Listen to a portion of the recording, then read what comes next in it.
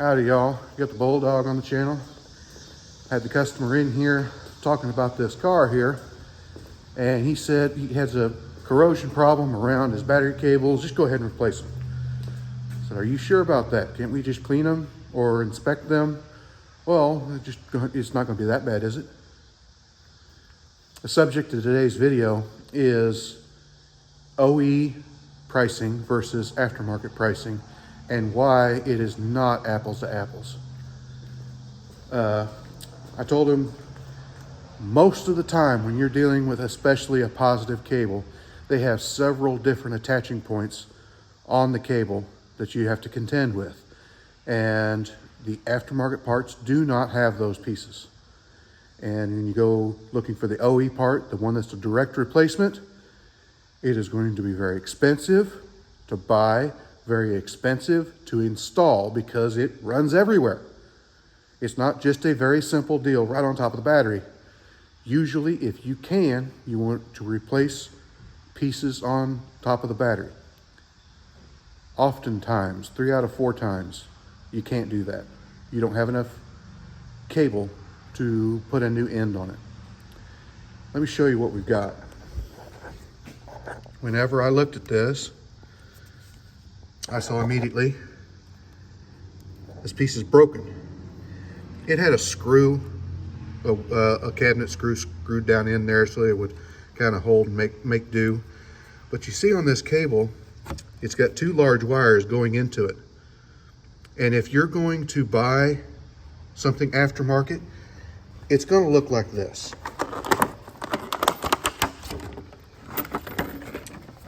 You've got 1 large wire, 1 small wire, and it's just a pigtail on the small wire. This is a ground side, but positive cables are very similar. It's just a color difference, a little bit of size difference in here, but not. A lot of times they just make them the same, and you just have to spread out the positive side. But this is the kind of thing you get when you go aftermarket. One size fits nothing.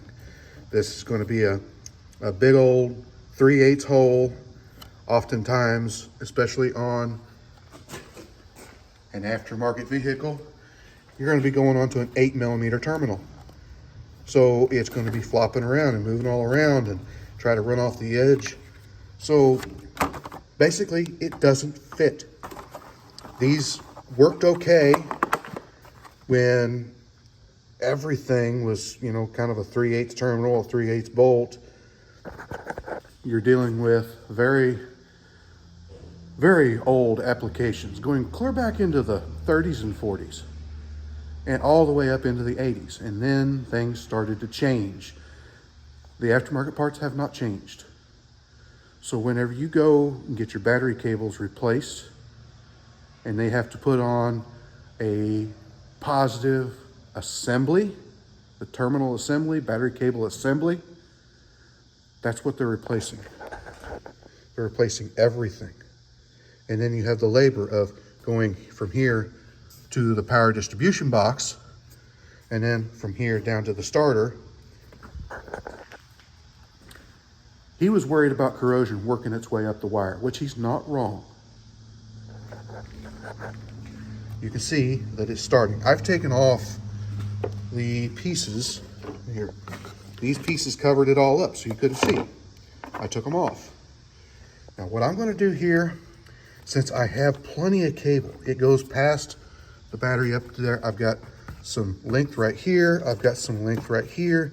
I'm going to cut these cables off. I'm going to bare them back, peel them out of this harness.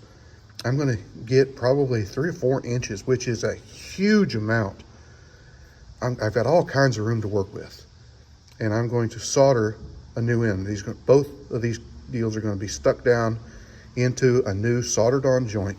And I'm going to be cleaning the corrosion out of here because it's going to be starting here and working its way up. I'm going to cut it back as far as I can.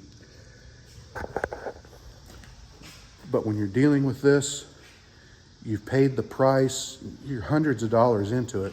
And then somebody says, hundreds of dollars? Well, I had a battery cable put on my car and it only cost me 75 bucks. You got cheated.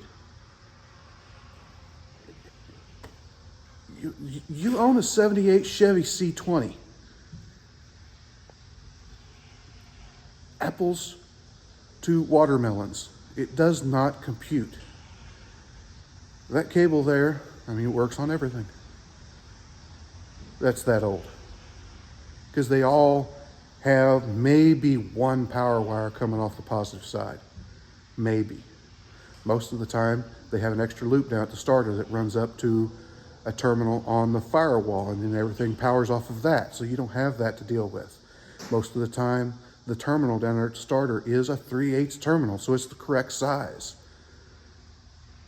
You don't have to deal with all that kind of stuff. With modern cars, you need the correct parts. Whenever we get an aftermarket part, not only does it not fit, but we have the extra time in it to make it work. Make everything come together somehow so that we're not paying all that for a $300 or $400 assembly. Well, that's time that we need to charge the customer. Often we don't. We don't charge them enough for making a cheap part work.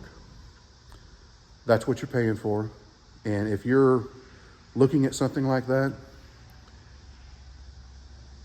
when you hear two different prices that are completely off of each other, you need to find out why.